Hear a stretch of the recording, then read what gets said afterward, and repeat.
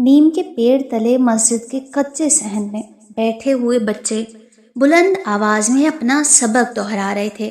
मौलवी साहब हस्मे मामूल ऊँग रहे थे, मगर इतने भी नहीं कि कहीं कोई शागिर्द जेर जबर या पेश की गलती करे और वो उसे छड़ी मारकर दुरुस्त ना करवा दें। सभी शागिर्दों की मुख्तलिफ सबक पढ़ने के शोर में अचानक एक गंभीर सी आवाज़ मौलवी साहब के कानों में पड़ी। मौलवी जी हड़बड़ाकर उठ गए। मियाँ जी अस्सलाम वालेकुम। उन्होंने इसे घूर कर देखा और चंद सानिये तक साकित व जामिद रह गए। बच्चों की आवाज़ों का उन्हें इतना तजर्बा हो चुका था कि इन आवाज़ों में वो हर शागिर्द की आवाज़ अलग पहचान लेते थे। जब ही तो वो इस अजनबी गर्जदार आवाज़ पर सोते से जाग पड़े और बामुश्किल बोल सके, वालेकुम सलाम।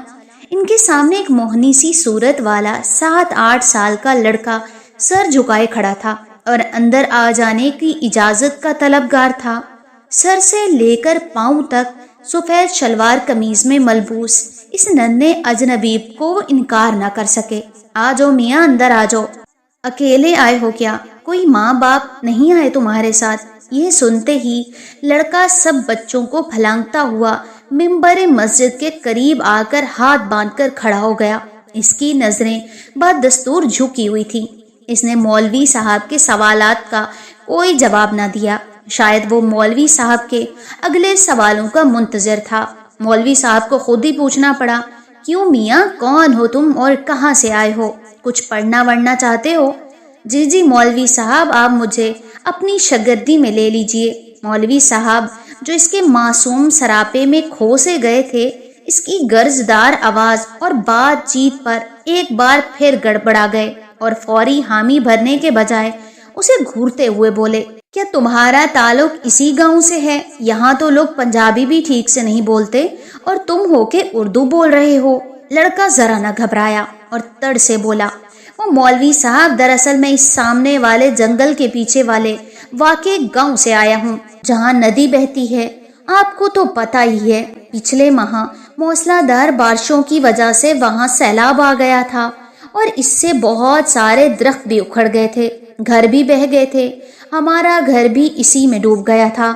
इसी तरह मैं अपने वालिदैन से बिछड़ गया और अब मैं चाहता हूँ कि आपके पास रहूँ, क्योंकि गांव के तमाम बच्चे आपसे फैजियाब होते हैं। मैं आपके साथ रहना चाहता हूँ, इसी नीम के दरख्त तले, इसकी बड़ी घनी और ठंडी छाँव में। मौलवी साहब ने जब इसकी गुफ्तगू सुनी तो हैरत से बोले, लड़के, तुम्हारी उम्र क्या है? कद काट से तो तुम सिर्फ 7-8 साल के लगते हो, मगर गुफ्तगू तो बड़ों जैसी करते हो। अब मैं जी पूरे 13 साल का हूँ। बीमारी की वजह से मेरा कद छोटा रह गया। वो बड़े एतमाद से बोला। इसकी बात सुनकर तमाम बच्चे खिलखिलाकर हंसने लगे। मौलवी जी ने वहीं बैठे बैठे एक दो को छड़ी लगा दी और फिर लड़के से मुखातिब हुए, अच्छा पुत्र, तुम आज से खुद को हमारी शागिर्दी में समझो। और हाँ मियाँ, नाम क्या है तुम्हारा? जी मेरा नाम मिराजुद्दीन वल्द सिराजुद्दीन है। इसकी उर्दू पर देहाती बच्चे एक बार फिर से हंसने लगे। अब की बार मौलवी जी भी हंस पड़े। सब बच्चों को छुट्टी दे दी और कहा कि अगर कहीं कोई अच्छा सालन मिल जाए तो उसे अलग कटोरे में डाल लेना। मेरे वास्ते दाल साग तो हमसे हजम नहीं होते। नया लड़का ये बात सुन रहा था, इसलिए जल्दी से बोला, मियाँ जी, आज मैं लाऊं खाना आपके लिए। मेरी बहन इससे अगले गांव में रहती है और बड़ा अच्छा खाना बनाती है। मुल्ला जी के मुंह में तो पानी भर आया, फिर भी दिखावा करते हुए बोले, तुम कहाँ इतनी रात को अगले गांव जाओगे? आज वैसे भी चौधरी जी के यहाँ से अच्छा खाना आ जाएगा। जुमरात है ना, जाओ अब खलीफा से कह देना कि मुझे मौलवी जी ने भेजा है। वो तुमको तुम्हारे सोने और पढ़ने की जगह दिखा देगा। इस नए बच्चे को एक कच्चे मगर बड़े से हुजरे में, जहाँ बाकी सारे तलबा रहते थे, पहुँचा दिया गया और वो सबके साथ खजूर की चटाई पर सो गया। इस तरह मिराजुद्दीन वल्द सिराजुद्दीन मौलवी साहब का बाकायदा शागिर्द बन गया। इसका हाफजा तो बला का था। इसने एक हफ्ते में ही बगदादी कायदा ख़त्म कर लिया और सिर्फ 3 माह में पूरा कुरान पाक ख़त्म कर लिया और अब तो वो हिफ्ज़ भी करने लगा था। मौलवी साहब तो बस हैरान थे कि आज तक हज़ारों शागिर्दों को पढ़ा चुके थे, مگر ایسا حافظہ، ایسی روانی کبھی دیکھنے میں نہیں آئی تھی۔ جب بھی اس کا سبق سنتے تو کچھ گڑبڑا سا جاتے کہ یہ لڑکا انسان بھی ہے یا کوئی اور ماروائی مخلوق۔ وہ ایسا سوچتے ضرور تھے، مگر اپنا یہ خیال ظاہر کبھی نہیں ہونے دیا تھا کہ اتنا اچھا بچہ ہے، کہیں بد دل ہو کر بھاگ ہی نہ جائے۔ وہ بچہ تو اب حافظ قرآن بھی بن چکا تھا، مگر مولوی صاحب کو اب اس سے پیار سا ہو گیا تھا، اسی لیے اسے اپنا بیٹا بنا لیا۔ مولوی صاحب نے عمر بھر شادی نہ کی تھی، بس درس و تدریس ہی ان کی زندگی کا حاصل رہا۔ ایک رات مولوی جی جب کسی کا نکاح پڑھوا کر لوٹے تو زیادہ مرغ کھانا کھانے کی وجہ سے پیٹ میں تکلیف سی محسوس ہوئی۔ بدہضمی کی وجہ سے وہ صرف ہینگ کوٹ کر پھانک لیتے تھے اور پھر تھوڑی دیر بعد پھلے چنگے ہو جاتے تھے، مگر آج وہ ہینگ ختم ہو چکی تھی اور دوبارہ منگوانے کا موقع ہی نہ مل سکا۔ سارے لڑکے سو چکے تھے، مگر معراج الدین معمول کے مطابق جاگ رہا تھا اور عبادت الہی میں مشغول تھا۔ مولوی صاحب نے کہا، مجھے کہیں سے ذرا کوئی ہینگ لا دے، کوئی سنتا ہے یا نہیں؟ ہائے میرے اللہ! معراج الدین نے سوچا، استاد صاحب تو تکلیف میں ہیں اور اگر ان کی بروقت مدد نہ کی تو شاید اللہ تعالیٰ میری عبادت ہی نہ قبول فرمائے۔ ادھر سارے شاگرد ہی سو رہے تھے، اتنی رات گئے کون اپنی نیند خراب کرے اتنے ٹھنڈے موسم میں؟ مگر معراج الدین ہمیشہ کی طرح خدمت کے لیے تیار، جائے نماز لپیٹ کر تاک میں دھری اور مولوی جی کے سر پر جا کھڑا ہوا۔ مولوی جی، میں لا دوں آپ کو ہینگ؟ مجھے پتا ہے ہینگ کہاں ملتی ہے۔ تم کیسے لاؤ گے؟ اتنے ذرا سے تو ہو تم۔ کیا تمہیں اندھیر سے ڈر نہیں لگتا؟ رات بھی اتنی ہے اور سردی بھی ہے۔ جی میں تو اپنے سارے کام جب چاہوں کر لیتا ہوں اور مجھے اندھیرے سے تو ڈر نہیں لگتا۔ مولوی جی پر تو حیرتوں کے پہاڑ ٹوٹ پڑے، کیونکہ رات کا دوسرا پہر تھا اور یہ نازک سا لڑکا باہر جانے کو تیار تھا۔ اچھا، اگر تم باز ضد ہو تو پھر دور نہ جانا، یہ نکڑ والے گھر سے ذرا سی ہینگ مانگ لاؤ، کہہ دینا کہ مولانا جی منگوا رہے ہیں۔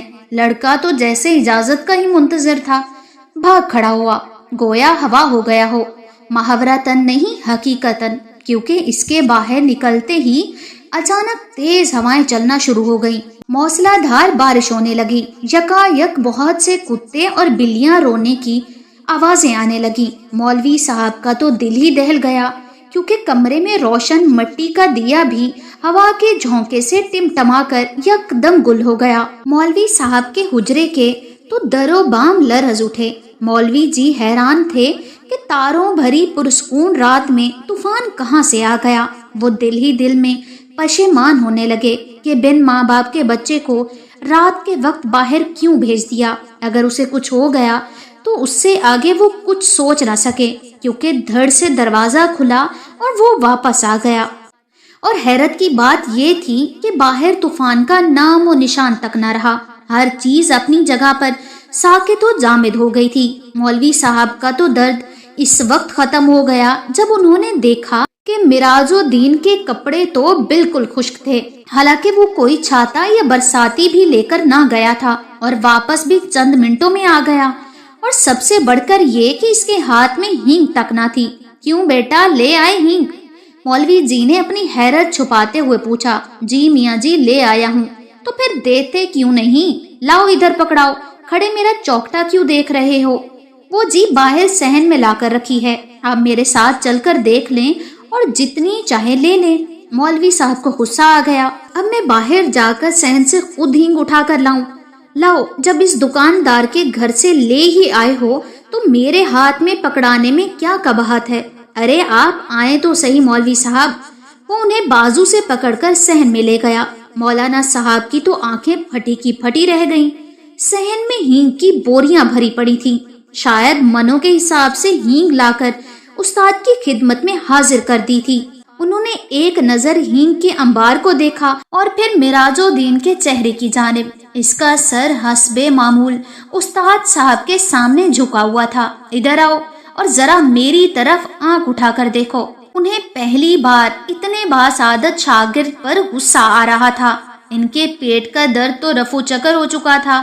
انہوں نے اسے کندھوں سے پکڑ کر جھنجھوڑ ڈالا اور اس کی آنکھوں میں آنکھیں ڈالتے ہوئے بولے، سچ سچ بتا دو، تم کون ہو؟ کیا تمہارا تعلق جنات سے ہے؟ جی میاں جی، آپ کا خیال درست ہے، میں واقعی ایک جن زاد ہوں۔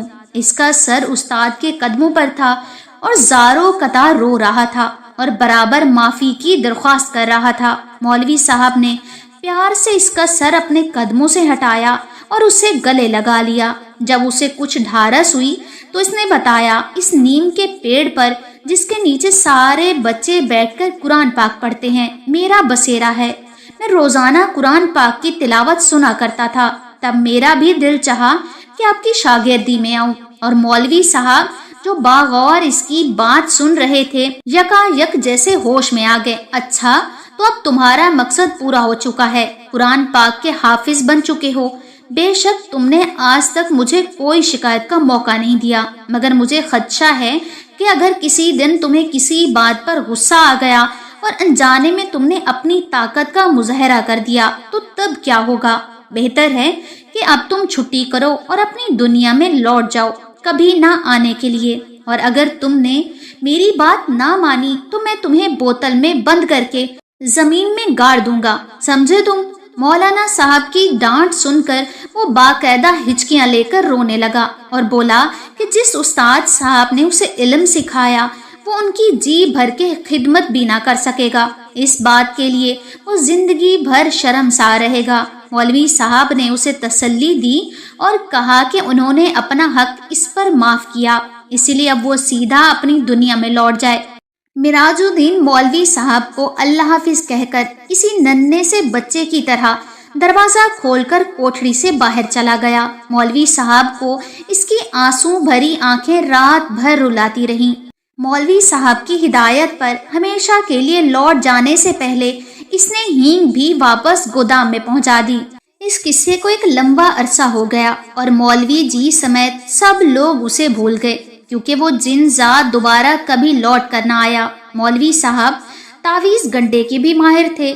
اکثر گاؤں کے نوجوان لڑکیوں پر جب کبھی دورہ وغیرہ پڑتا اور ماں باپ جن بھوت وغیرہ کی کارستانیاں سمجھتے، اسی شام بھی ایک ایسی ہی لڑکی کو ان کے پاس لایا گیا۔ وہ بن جل کی مچھلی کی طرح تڑپ رہی تھی اور بار بار سر پٹک رہی تھی۔ اس کی آنکھیں انگاروں کی طرح سرخ ہو رہی تھی، بال بکھرے ہوئے تھے۔ وہ عام لڑکیوں سے مختلف نظر آئی۔ انہوں نے اس پر کچھ پڑھ کر پھونکا اور اپنا عمل جاری رکھا۔ مولوی صاحب کچھ دیر تک پڑھتے رہے اور پھر وہ یکا یک چیخ پڑے، مراج الدین تم تو اپنی دنیا میں واپس نہیں گئے؟ کیا تم نے اپنا وعدہ بھلا دیا اور یہ بھی بھول گئے کہ استاد کی نافرمانی کتنا بڑا گناہ ہے؟ تم مسلمان جنزاد ہو، عبادت گزار ہو، پھر تم اس لڑکی کے اوپر کیوں قابض ہو گئے ہو؟ اب تو میں یقیناً تمہیں اس کی سخت سزا دوں گا۔ تم اس لڑکی کو فوراً چھوڑ دو اور ابھی میں تمہارا علاج کرتا ہوں۔ میرا خیال ہے مجھے تمہیں بوتل میں بند کرنا ہی پڑے گا۔ نہیں میاں جی، ایسا نہ کرنا، آپ کو اللہ کا واسطہ، میں وعدہ کرتا ہوں کہ اب آپ کی اس دنیا میں کبھی لوٹ کر نہیں آؤں گا، مگر صرف ایک آخری بار مجھے اپنی دنیا میں لوٹ جانے سے پہلے آپ کی قدم بوسی کرنی ہے۔ آپ کا آخری دیدار کرنا چاہتا تھا۔ میں ہرگز ایسی حرکت نہیں کرتا اگر میں اپنی اس سے پہلے والی کوشش میں کامیاب ہو جاتا۔ شاید آپ کو معلوم ہوگا کہ گاؤں کے ذمہ دار کی ٹھیک اسی رات کسی نے چارپائی الٹ دی تھی۔ جب میں نے آپ کو اللہ حافظ کہا تھا، میرا پروگرام یہی تھا کہ یوں اس بندے کے علاج کے لیے آپ کو بلایا جائے گا اور میں اپنے محترم استاد کا دیدار ایک بار پھر کر سکوں گا، مگر مجھے ناکامی کا منہ دیکھنا پڑا، کیونکہ مجھے بھگانے کے لیے انہوں نے کسی جادوگر کو بلایا۔ اس نے مجھے سخت تکلیف اور اذیت پہنچائی، کیونکہ اس نے مجھے واقعی ایک بوتل میں بند کر کے کھیت میں دبا دیا تھا۔ وہ تو میری لگن سچی تھی کہ زمین پر ٹریکٹر پھرا اور اب پورے 10 سال بعد مجھے رہائی ملی، تو میں نے سوچا کہ استاد کے دیدار کے شوق میں نے بڑی کڑی سزا پائی ہے۔ اب تو میں ضرور آپ کی زیارت کر کے ہی رہوں گا، چاہے ایک بار پھر مجھے اس کے عوض کیوں نہ بوتل کے اندر جانا پڑے۔ بے حد افسوس ہے کہ مجھے یہ طریقہ اختیار کرنا پڑا، مگر آج میری خواہش تو پوری ہو گئی ہے۔ اب آپ مجھے بس آخری بار اپنے قدم بوسی کا موقع دیں۔ میں اپنے استاد کے قدموں کی خاک پلکوں پر لگانا چاہتا ہوں، آپ کے گلے لگنا چاہتا ہوں۔ मौलवी साहब ने उसे लड़की को छोड़ देने का हुक्म दिया, उसे गले से लगाकर खूब प्यार किया और दरवाजा खोल दिया। लड़की यकदम होश में आ गई, मगर मौलवी साहब की आंखें नम हो गईं। ये देख कर के वो नन्हा जिनजात छोटे छोटे कदम उठाता हुआ बाहर चला गया। अपने उस्ताद साहब की हिदायत पर अमल करते हुए वो बादे सबा के नरम झोंके की तरह धुआं धुआं होकर फिजा में तहलील हो गया। ना कोई हवा चली, ना कोई तूफान आया, मगर जब मौलाना साहब वापस मस्जिद लौटे तो नीम का बरसों पुराना दरख्त जड़ से उखड़कर ज़मीन पर आ गिरा था और इसकी शाखें मौलाना साहब की कदम बोसी कर रही थी। मौलवी साहब को सबूत मिल चुका था कि अब इनका नन्हा जिनजाद हाफिज शागिर्द हमेशा के लिए अपनी दुनिया में वापस चला गया है। अगर आपको मेरी ये स्टोरी पसंद आई हो तो मेरे चैनल को लाइक, शेयर